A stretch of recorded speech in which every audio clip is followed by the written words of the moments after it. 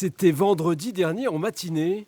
Didier Châtelain, éleveur d'alpagas à Sommeron, est alerté par un voisin. Il se rend en bordure de ses pâtures et là il observe deux loups. Il en est convaincu. Sur la gauche, j'ai vu quelque chose passer et les deux loups traversaient la pâture dans le fond là-bas, le long des haies et s'enfiler vers la vallée.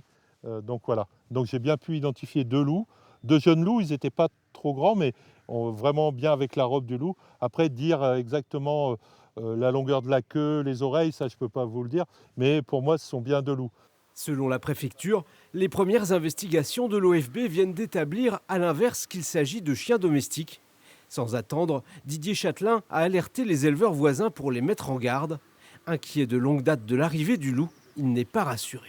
Ça renforce l'inquiétude en tant qu'éleveur parce que ma première inquiétude, c'est pour mes animaux, pour mon élevage. On élève des animaux parce qu'on aime le monde animal.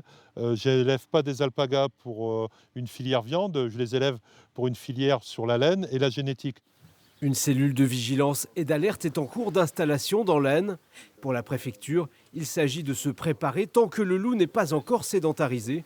Le scénario redouté est celui de la Haute-Marne proche, où les attaques de troupeaux se multiplient.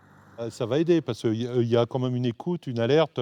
Il y a plus d'un an et demi, je suis allé à une réunion avec la Chambre d'agriculture, chose qui n'existait pas avant. Mais ce qui est important là, avec les mesures de la préfecture, c'est que cette écoute va permettre peut-être d'avancer et d'aller vers d'autres choses plus tard.